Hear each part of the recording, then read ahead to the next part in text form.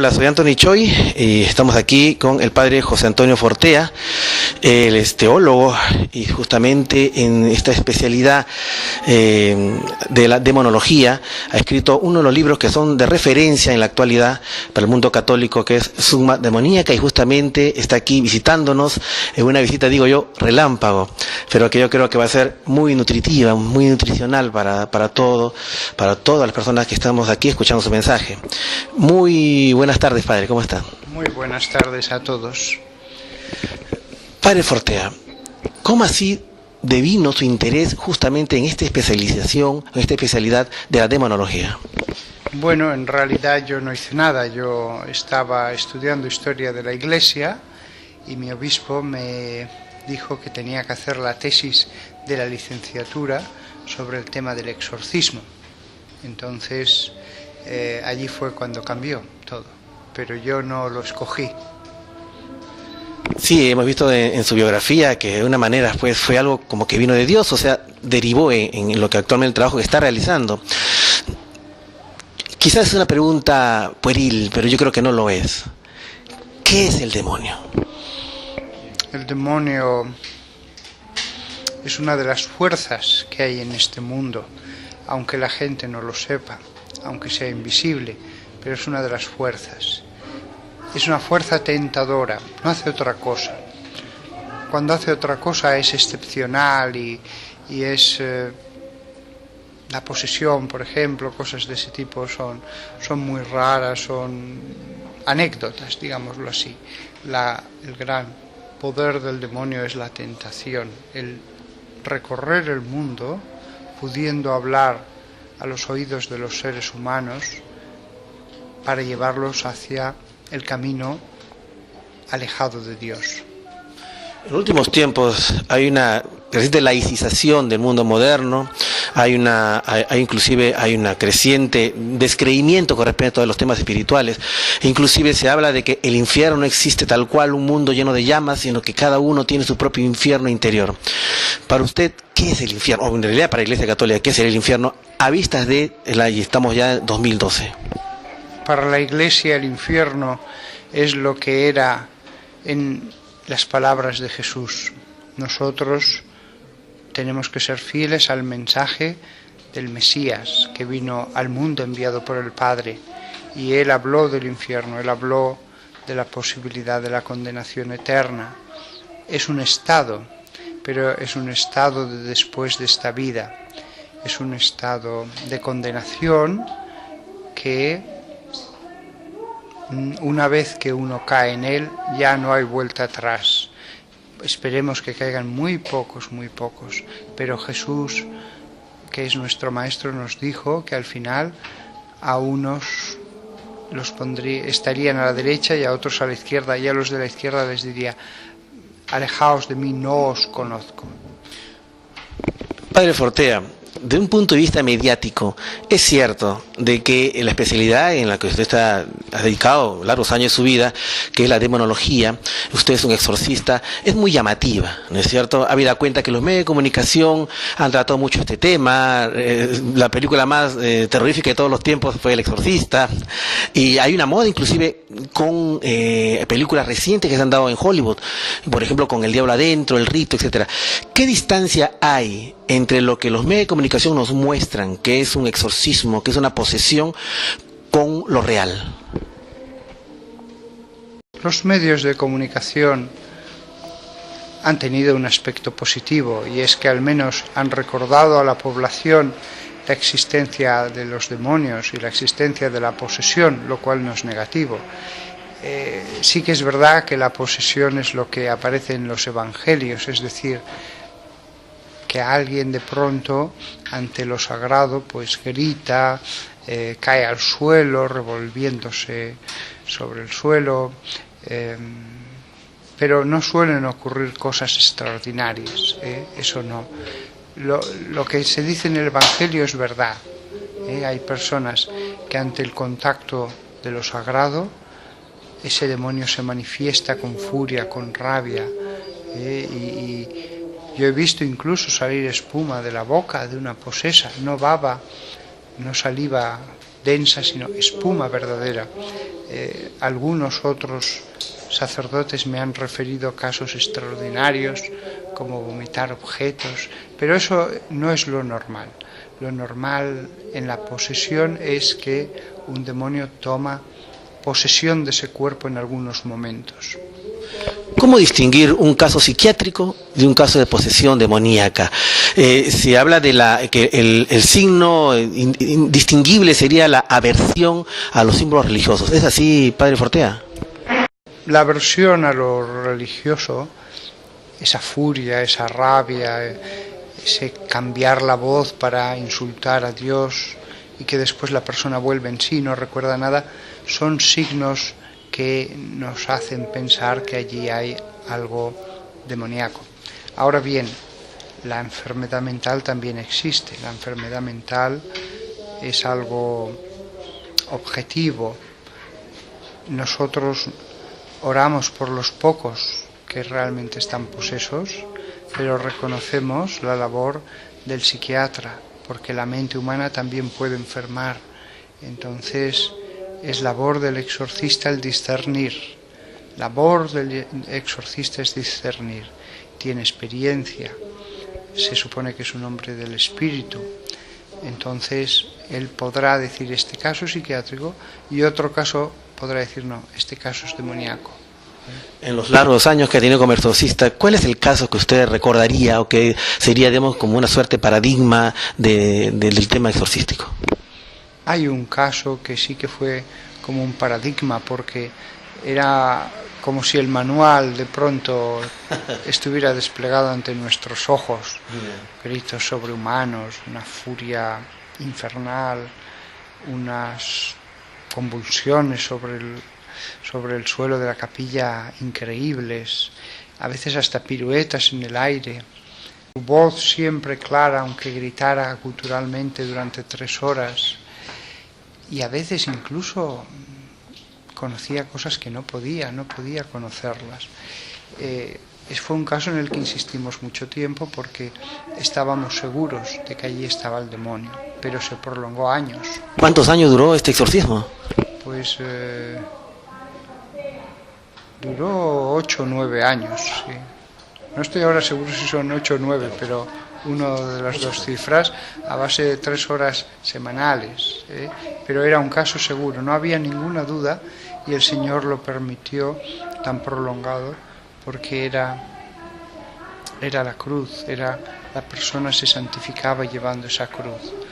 Esto es lo que muchos dicen, Dios en su magnificencia permite la posesión. ¿Por qué?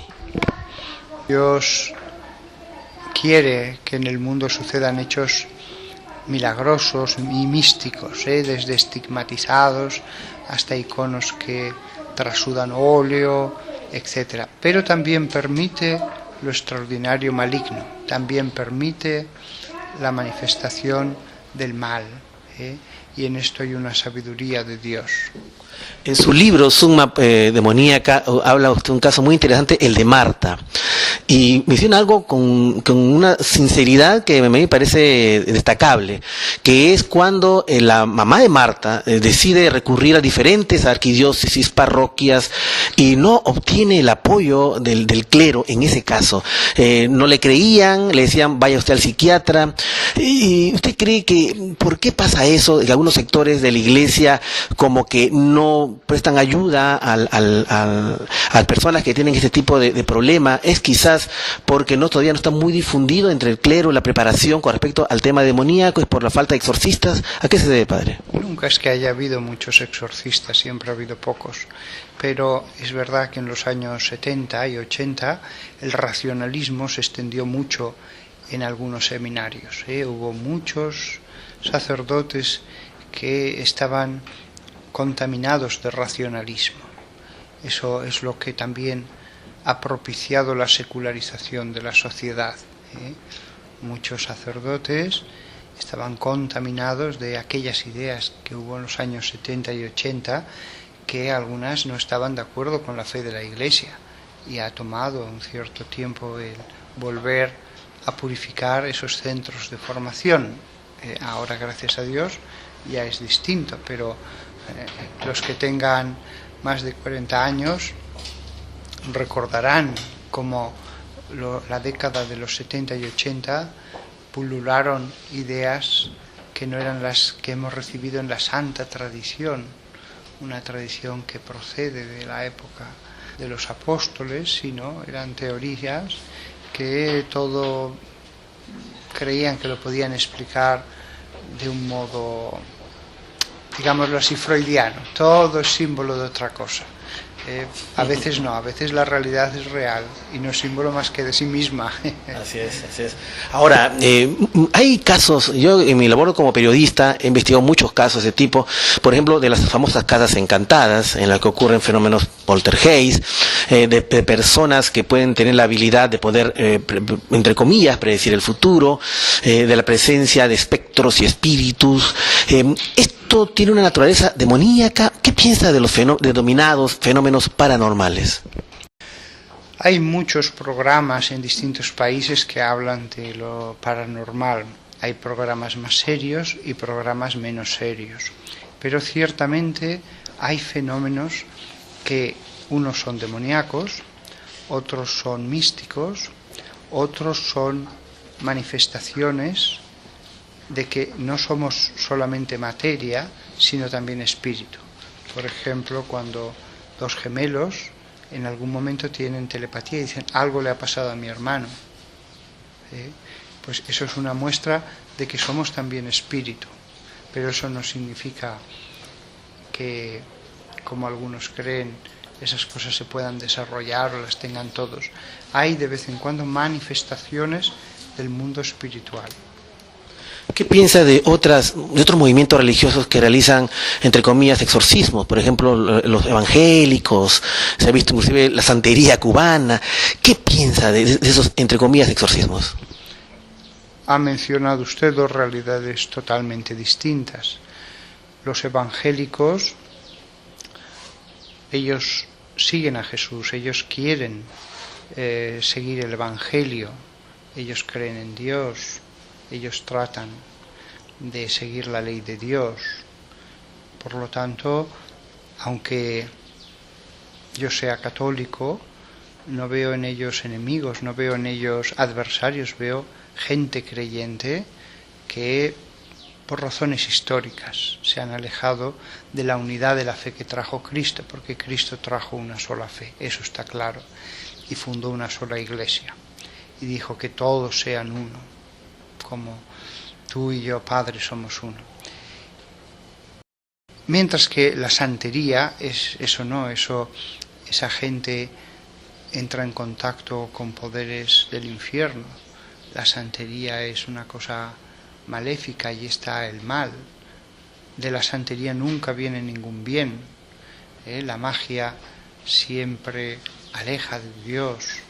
La santería es algo demoníaco, hay que decirlo claramente. Y el que va, no va en vano, volverá con algún tipo de influencia maligna. Padre Fortea, dicen de que no es fácil de que exista una posesión, que no todo es caso de posesión, que el alma de un ser humano se abre por dentro, o sea, la llave es que nosotros permitimos que entre el demonio, el jugar con la ouija, el hacer ciertos rituales. ¿Es esto así o cualquier persona en la calle de repente puede entrar en estado de posesión, ¿no? Hay casos que no sabemos porque han quedado poseídos, pero siempre advertimos que lo que uno no debe hacer es ponerse en peligro. Todo lo que sea esoterismo, magia, hechizos, brujería, nueva era, todas esas cosas pueden abrir puertas que después, una vez que ha entrado dentro, hay que sacarlo con oraciones. Jesús lo dijo, que cuando un espíritu entra dentro, aunque se saque, después va a intentar volver. Una vez que se abre la puerta, ya es más complicado, por eso lo más fácil es no ponerse en el peligro. Para finalizar, Padre, y agradeciéndole esta entrevista a todos nuestros oyentes de Radio Capital, ¿cómo podemos protegernos del mal?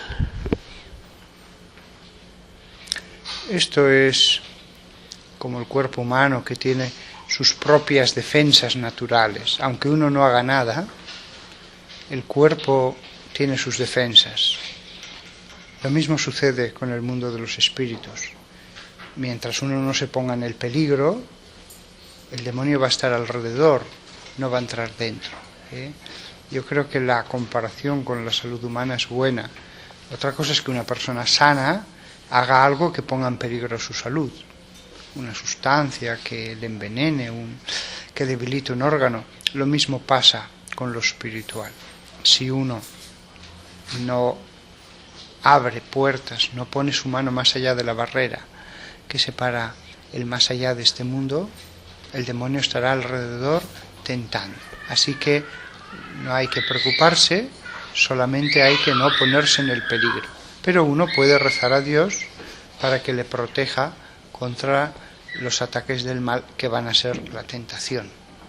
Muchísimas gracias, padre. Nada, ha sido un placer estar en Perú y un saludo a todos los que nos estén escuchando.